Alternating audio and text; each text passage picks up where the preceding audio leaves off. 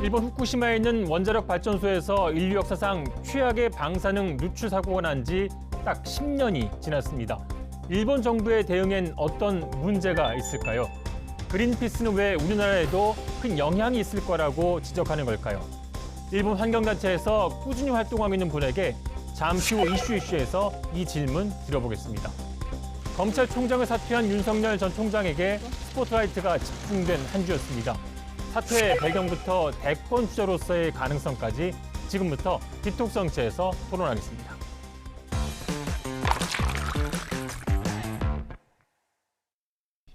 네, 오늘도 여야의 간판 더불어민주당 정청래 의원, 국민의힘 장제원 의원 두 분 모셨습니다. 안녕하세요. 네, 안녕하십니까. 네, 디톡정치 룰 소개하고 토론 시작하겠습니다.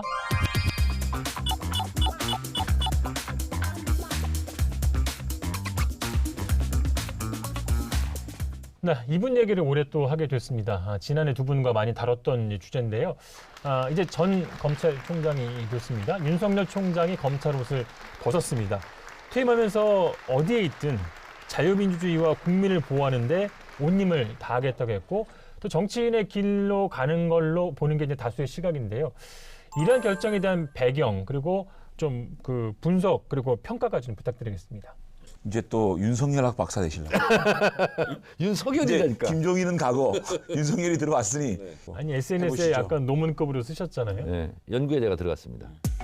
중수청은 지금 그 법안 발의가 안 돼 있어요.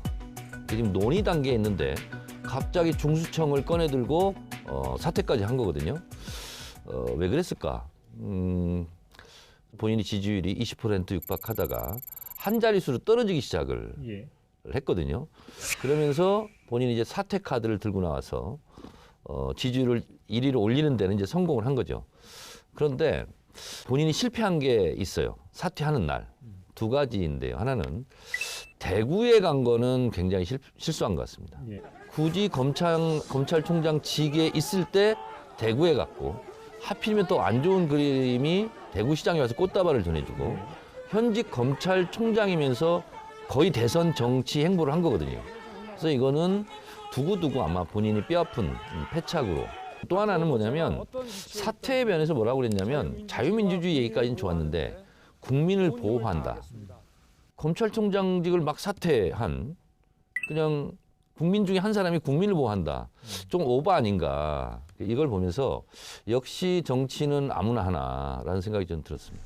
너무 윤석열 총장의 그 사태를 기획적으로 정략적으로 바라보는 관점 같아요. 그런데 그 임기를 중간에 다 못 채우고 나왔을 때 그 마음은 어떤 마음이었겠어요? 저는 국정감사 끝나고 난 다음에도 국정감사 때 내가 법무부 장관의 부하가 아니다.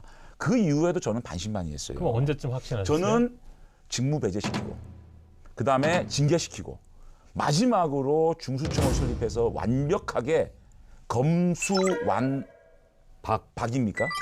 검수완박이 나왔을 때 그때 더 이상 내가 검찰총장으로서 할 수는 없고 자신의 뜻과 이 가치를 관철시키기 위해서는 정치 영역으로 갈 수밖에 없지 않느냐라는 결심하고 저는 나온 거라고 생각해요.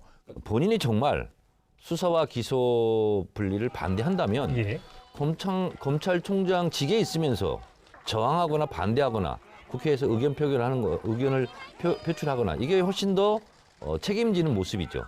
근데 마치 내가 검찰총장에 있으면 오히려 일을 못한다라는 말은 마치 뭐하고 똑같냐면 사랑하기 때문에 이별한다 하는 말하고 똑같은 거예요. 자, 수사 기소를 분리하는 것은 다른 선진국에 일상적으로 있는 일이고요. 그리고 판사나 검사, 변호사는 형사가 아닙니다. 법률가라고 그러죠. 법률가가 법률가로서 일을 하면 되는 거예요. 판사가 재판을 하는 것처럼. 그리고 검사는 법률가로서 기소 업무를 담당하면 돼요. 근데 수사를 하겠다는 것은 형사 일까지 본인들이 다 하겠다는 거예요. 이런 지나친 독점이죠. 검경 수사권 조정 문제 또 그 기소와 수사 분리를 얘기하시는데 그거는 제가 또 전문가예요. 6대 범죄라는 거는요. 기본적으로 화이트 칼라 범죄입니다. 검찰이 그런 수사 기법이라든지 수사 역량이라든지 이런 것들을 굉장히 많이 보유하고 있습니다.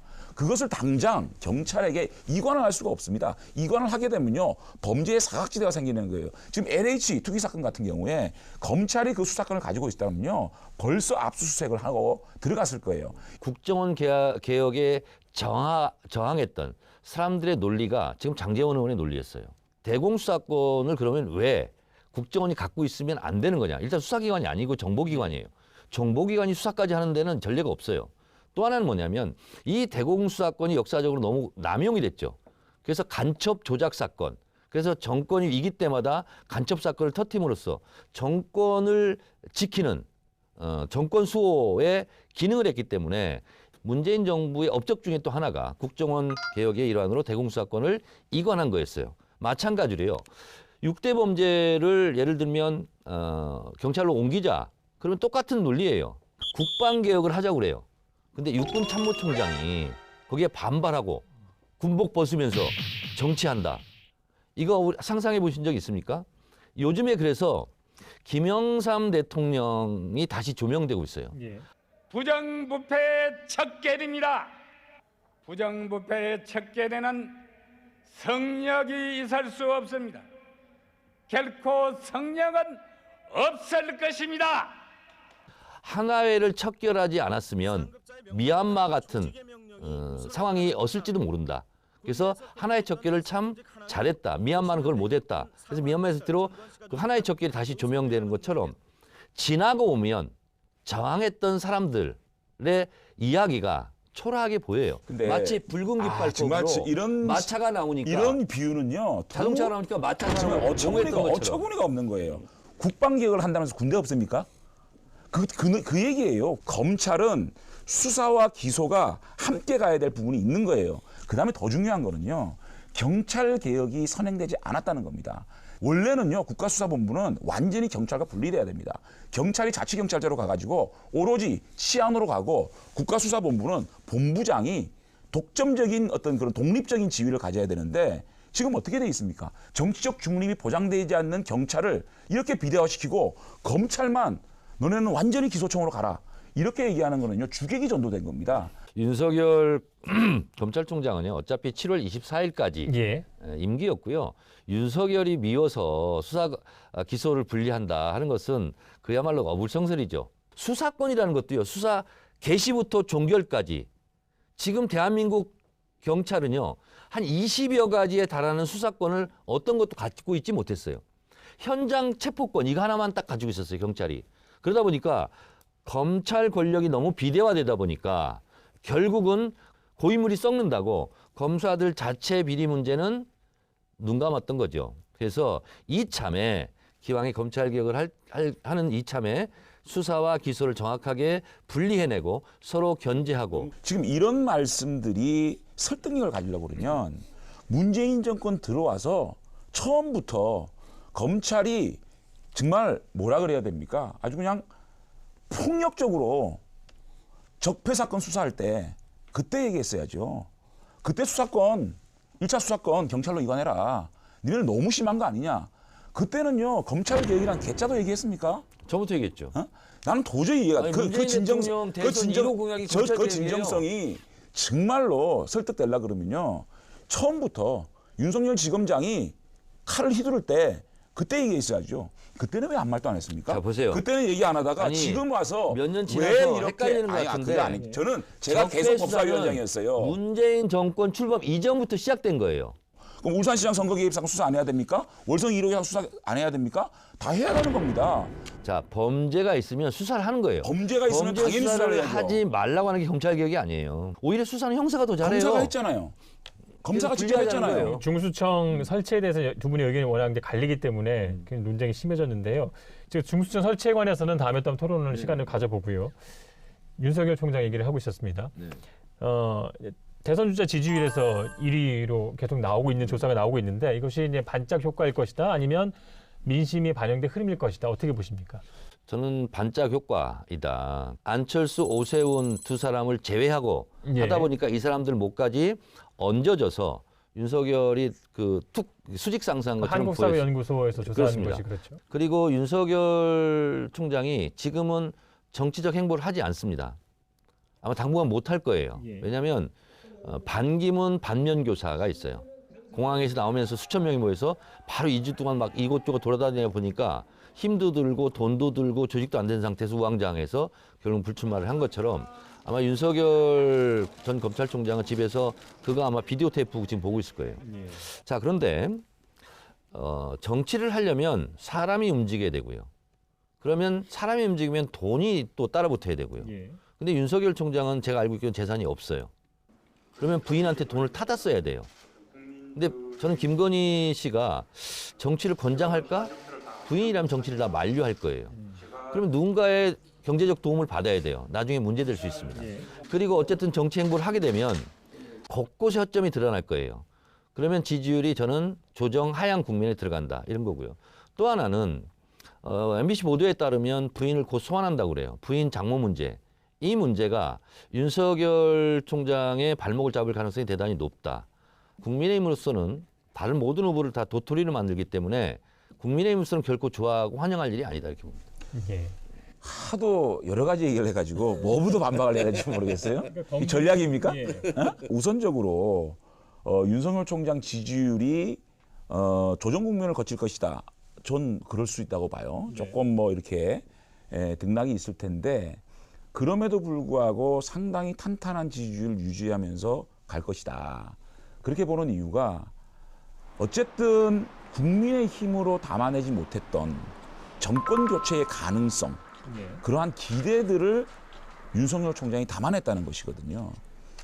두 번째는 윤 총장이 어떤 그 스토리를 가지고 있는 후보가 돼버린 거예요. 무슨 말이냐면 박근혜 정권 시절부터 시작해서 조국, 추미애, 박범계, 문재인 대통령까지 살아있는 권력에 굴하지 않는 강직함, 그것을 헌법 가치를 지켜왔고 사실 정의의 사도라는 그런 브랜드를 가지게 된 거예요. 지금 현재의 문재인 대통령을 지지하지 않는 55%의 60%의 국민들, 그 열망들을 일정 부분, 상당 부분 담아내고 있기 때문에 그 지지율이 조정 국면을 거칠지 모르겠지만 상당히 앞선 런너로서 갈 것이다라는 생각이고요. 국민의힘은 뭐 도토리가 됐다 이렇게 말씀하시는데 뭐 그렇게 볼 수도 있을 겁니다. 그러나 전체 범야권의 진영을 봤을 때는 국민의힘의 담장이 지금은 낮아져야 돼요. 우리가 스스로 기득권을 버리고 이 담장을 허물고 범야권을 결집시키는 그런 쪽으로 갈 수 있는 그 모멘트를 마련했다고 보거든요. 그다음에 조직과 돈이 없다라고 얘기하는데요.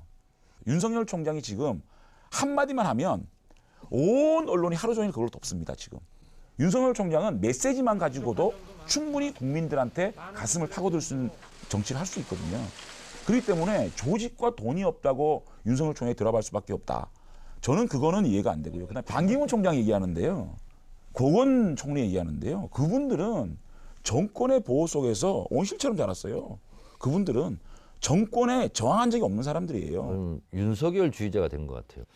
윤석열 전 총장은 제가 봤을 때 윤발열이에요. 지금 자체 발열을 하고 있어요. 자, 그런데 그 발열한 빛이 국민의힘에 갈 것 같지는 않아요. 그래서 저는 장제원 의원의 그 말은 동의하죠. 수권 야당이 되려면 당내에 주자가 있어야 되는 거예요. 지금은 씨 없는 수박이 돼버렸어요. 윤석열 블로킹 효과로 후보가 크지를 못해요. 그래서 지금 수권 야당이 아니라 수소 방관당이 돼버렸어요. 근데 윤석열은 들어올 것 같지는 않아요. 만약에 정치를 시작을 하면 제3지대에서 국민의힘을 허물려고 그러죠. 흔들고. 그래서 국민의힘으로서는 이 갑자기 있잖아요. 문재인 대통령을 같이 욕한 건 사실인데 저쪽에 스피커가 더 가고 여기에는 마이크가 오지 않아요. 국민의힘 쪽에는. 그러니까 결국은 정당이라는 게 뭐예요? 정권 획득이 최종 목표예요. 근데 국민의힘으로서는 정권 획득이 가능한 대선 주자가 없어지게 돼버린 거예요. 국민의힘을 지금 파괴하고 있어요. 윤석열 전 총장이. 근데 뭘 좋아하죠? 근데 자신들이 과거에 노무현, 정몽준 단일화, 김대중 대통령은 그야말로 5.18 쿠데타 주역과 단일화하고 자신들이 세가 줄어가지고 그렇게 있을 때는 정말 상대가 누구든지 그야말로 쿠데타 세력까지 손을 잡고 재벌 세력과 손을 잡았던 분들이 외부에 유력한 인사가 있으면 그분들과 손을 잡고 문재인 정권을 견제하고 문재인 정권을 교체하겠다는 게 왜 저렇게 비판받아야 되는 것인지 국민의힘이 지금 가지고 있는 한계가 분명히 있습니다. 그것을 우리가 국민의힘이 찌그러들었다고 해서 창피할 필요도 저희들이 좀 자존심이 뭐가 있습니까? 어떤 자존심이 있습니까? 없습니다.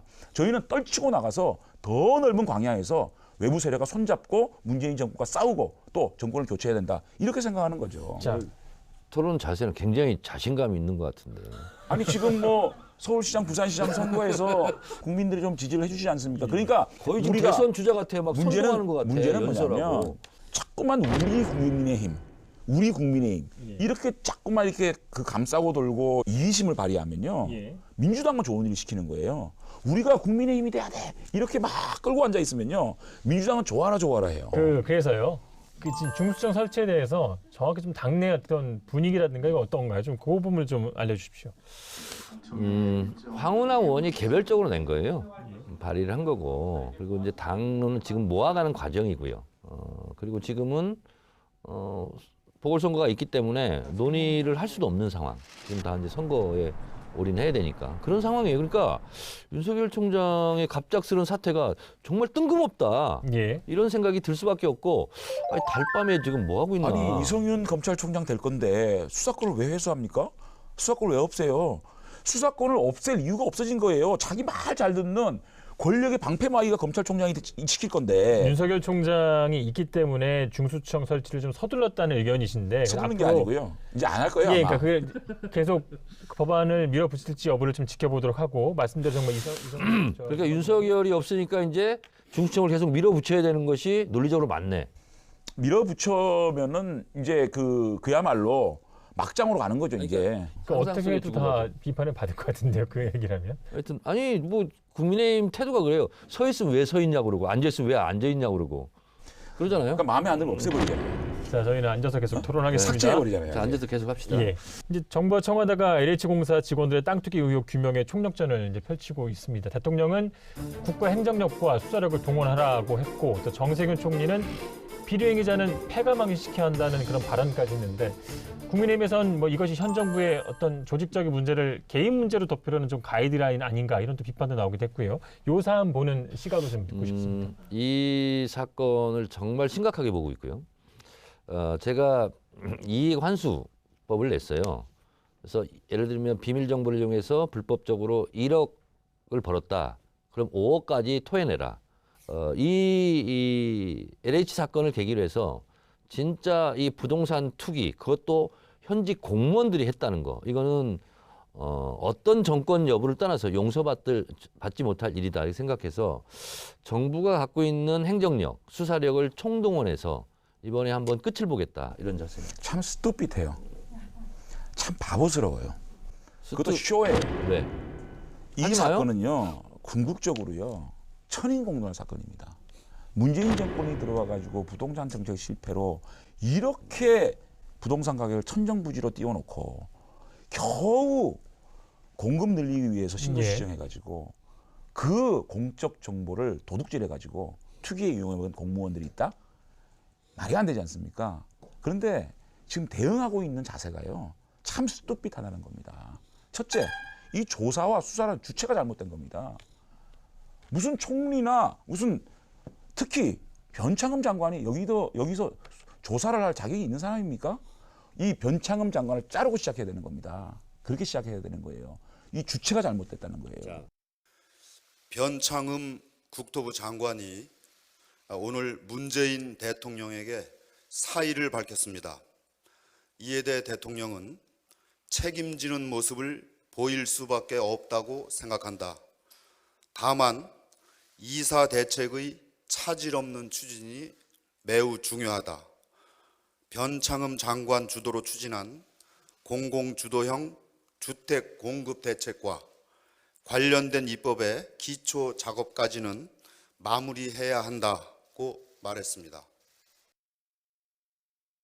두 번째는 이 수사 방법이 부적절해요. 이거는요 6대 범죄, 부패 범죄로 규정을 해야 됩니다. 지금 이 수사를 가장 잘할 수 있는 검찰에 맡겨야 됩니다. 모든 사람을 피의선상에 놓고 수사하는 그 바보가 어디 있습니까? 땅을 조사해야죠. 땅 중에 요지, 거기서 누가 샀느냐, 그거를 바로 들어가야 되는 겁니다. 거기에 계좌 추적을 해야 됩니다.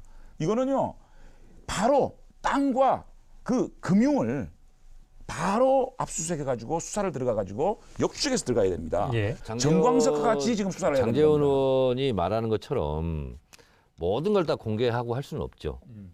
수사라는 것은 비공개 수사를 해야 좀 효과적이죠. 그래서 지금 말한 걸 다 포함해서 다 하고 있다. 얼마나 지금 그 우리 정청래 의원이 하신 말씀이 좀 이렇게 앞뒤가 안 맞는 얘기냐면, 이 전수조사를 한다 그러는데요. 전수조사하는 직원들 동의서 받는데 4일 걸렸어요. 응? 그리고 벌써 아직까지도 국토부 직원 중에 13명이나 12명이나 동의서 안 내고 있는 거 아닙니까? LH 직원도 좀 동의서 안 내고 있지 않습니까? 동의서를 안 내면 대한민국 현행법상 어떻게 할 방법이 없는 겁니다. 그다음에 압수수색하는데 7일 걸렸어요. 이렇게 늑장 수사하고 공무원들이 동의 안 하고 있는데 이렇게 지금 조사를 한다?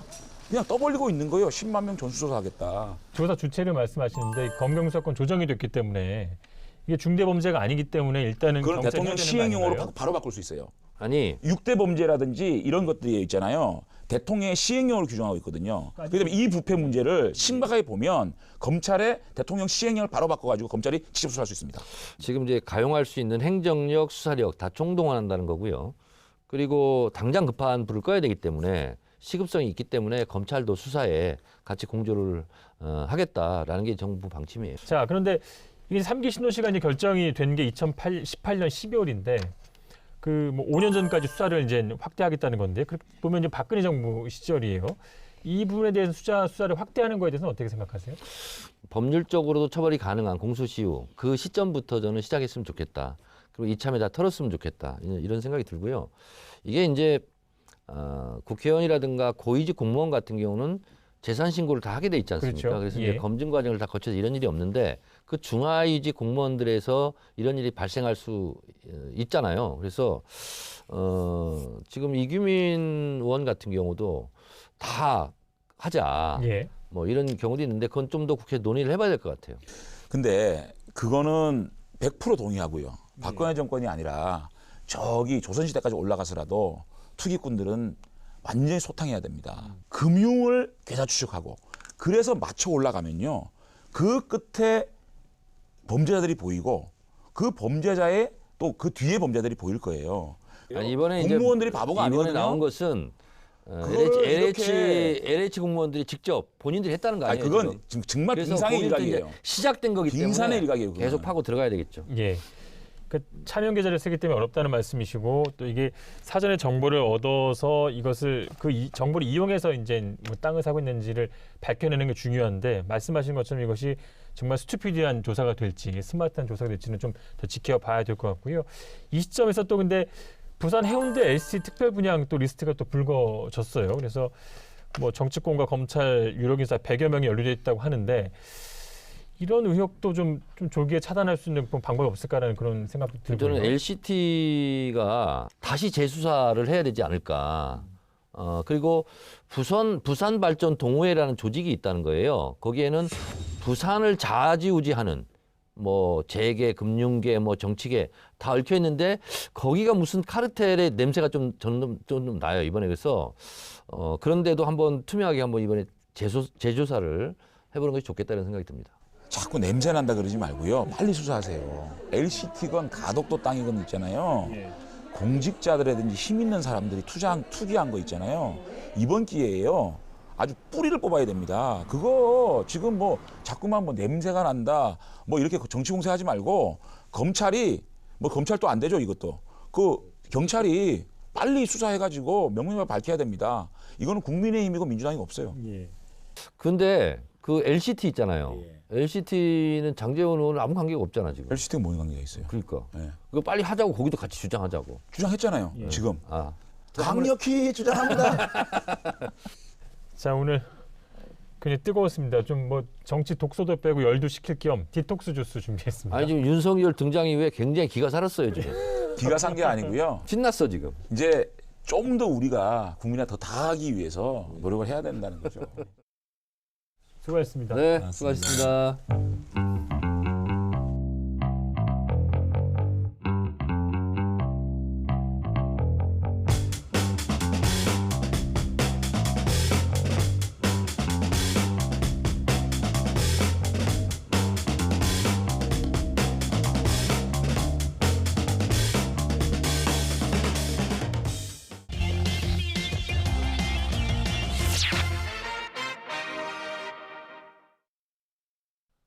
오늘 이슈의 주인공은 일본 현지에서 후쿠시마 원전 사고의 현 주소를 짚어주실 분입니다. 일본 시민단체 더 이상 바다를 더럽히지 마라 시민회의의 가타오카 테르미 활동가 화상으로 연결하겠습니다. 안녕하십니까? 먼저 자기 소개 좀 부탁드리겠습니다. はい、こんにちは、片岡てるみです。私は会津若松市、福島県会津若松市に住んでいます。会津若松市は原発事故があったところから西に100キロのところにあります。 네, 후쿠시마 원전 사고가 일어난 지 딱 10년이 지났습니다. 인근에 사시는 주민으로서 원전 사고가 일어나기 전인 10년 전과 비교해서 삶이 좀 어떻게 바뀌셨습니까? 外見上は何も変わっていないように見えます。でも確実に放射性物質が降り注いだので、汚染されているところがあります。いつもそういうことに対しての不安、それから先月は大きな地震がありましたので、福島原発事故の後、原発原子炉がどういうふうになっているのかなど、いつも不安を抱えています。それからやはり日本の国、政府であったり、東京電力のこれまでの対応の仕方に対してずっと怒りを持って生活してきています。 네, 그런데 일본 정부는 이 삼중수 등 방사성 물질이 남아있는 오염수를 희석해서 방출하겠다는 입장을 이제 고수하고 있습니다. 정화 처리해서 해양으로 방류하면 문제가 없다는 게 일본 정부의 입장인데 이 입장에 대해서는 어떻게 생각하십니까? 海洋放出をしても問題がないと言っていることに対しては私は全く評価していません。それはなぜかといえば、その汚染水の中に一体どういう放射性物質が入っているのか、どれぐらいの量が入っているのか、全くわからないからです。汚染水の希釈のためにどれぐらい水を使うかということは私は分かりません。多分、東電もわからないんじゃないかと思います。計算上は出てくるかもしれませんけれども、やはりそれは実際にやってみないとわからないことだと思います。そして、その汚染水を希釈するために水はもちろん必要になってくるわけなんですが、それは、自己矛盾を起こしていると思います。なぜなら、希釈すればするほどもっとタンクが必要になります。 네, 일본 정부는 이 보관 부지가 부족하다는 이유로 해양 방출을 우선하고 있습니다. 이런 일본 정부 입장이 좀 납득이 가십니까? いえ、納得できません。なぜなら、保管場所はいろいろ工夫すればまだ可能性があると思うからです。例えばタンクを大型タンクに変えて長期保管する。その中でトリチウムというのは還元期が12年ですから、12年経っていけばそれだけ、その放射線が半減していくわけなので、そのように長いスパンでこの汚染水を保管をして、そしてその間にトリチウムも除去できるような技術も開発されていくでしょうから、私は、その今すぐ保管場所が理由となって海に流すということはありえないと思っています。 네, 그런데 오염수의 안정성이나 또 이 처리 방식에 대해서 일본 정부에 직접 좀 사실 확인을 요청을 하셨을 텐데 일본 정부의 답변은 어떻게 좀 받으셨습니까?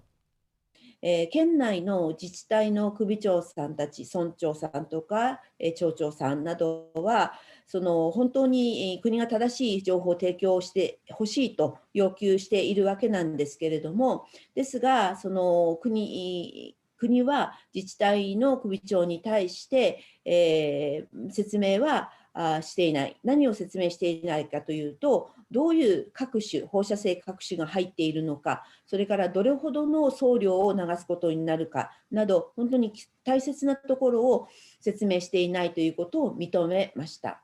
それからもう一つは、福島原発の廃炉が最終的にどういう形となれば廃炉とするのか、その廃炉の最終形ですね、その形を聞いたところ、その帰の3時間は答えることができませんでした。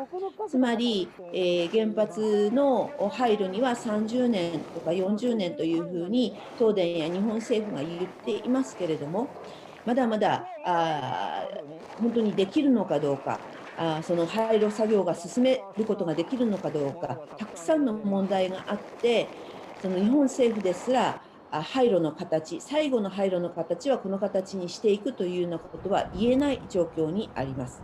基本的に今の廃炉計画を見直していかなければならない。本当にできることが何で、できないことが何なのかをきちっと私たち国民、市民に日本政府や東電は示すべきだと考えます。네, 일본 정부는 올해 열릴 도쿄올림픽에서 후쿠시마산 농수산물을 선수촌에 공급하기로 했습니다. 또 한국의 일본산 수산물 규제에 대해서 과학적인 근거가 없다, 그리고 차별과 편견이다 이렇게 좀 비판을 하고 있는데요. 한국이 후쿠시마산 농수산물에 대해서 좀 걱정하는 게 좀 과하다고 보십니까? 私は過剰な姿勢だとは思いません。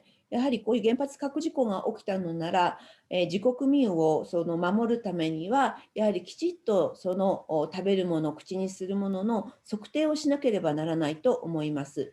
そしてそれを自分たちの基準にきちっと当てはめて、そして輸入することができるかどうかと考えるのは、それぞれの国の政府の責任であると思いますから、私はそれは韓国の過剰な姿勢だとは思いません。 네, 선생님, 이 오염수 방출에 대해서 일본 국내에서 비판의 목소리가 좀 약한 거 아니냐 이런 지적들도 나오고 있는 것 같은데요. 그 지적에 대해서는 어떻게 생각하십니까? これまでのこの原発核事故10年の間に、私たち市民は多くのことを動きました。今回の海洋汚染水の海洋放出のことに関しては、最初は10月の末に日本政府は決定するというふうに言っていましたけれども、これは世論がどんどん大きくなり、反対の声が大きくなることによって、いまだに日本政府はそれの方針を決定することができないでいます。メディアがその市民の動きをきちっと取り上げれば、それはこの日本の国の中で、または世界中に対して発信できていくと思いますけれども、日本の政府が日本のメディアがその市民の動きをきちっと報道していない、そのことにこそ大きな問題があると思います。 네, 끝으로 한국 국민에게 좀 당부하고 싶은 말씀 있으면 좀 해주시죠. はい。放射性物質が移動するのは国境はありません。どこにでも広がっています。それは空気で、大気でもそうですし、海に流れていけば、それは世界中に広まっていくということです。ですから、私たちはこの原発核事故、福島で起きてしまいましたけれども、このことに対して共に声を上げていきたいと思います。また、韓国でのさまざまな原発に対する働きかけ、反対活動も私も少しずつ学んでいるところです。皆さんに心から敬意を表します。何よりも核と命は共存することはできません。ですから私たちは国は違っていても命を守る、子どもたちの命を守る、次世代を守る、未来を守るということで一緒に動いていけたらいいなと思います。 네, 환경 문제, 특히 방사능 누출로 인한 피해는 당장 눈에 보이지 않을 수 있지만 피해를 자각하는 순간 되돌릴 수 없을 만큼 막대할 수 있다는 걸 깨달은 그런 시간이었습니다. 가타오카상 오늘 말씀 잘 들었습니다. 네, ありがとうございました。감사합니다. 네, 시사토크 알고리즘 다음 주에 더 열심히 준비하겠습니다. 시청해주신 여러분 고맙습니다.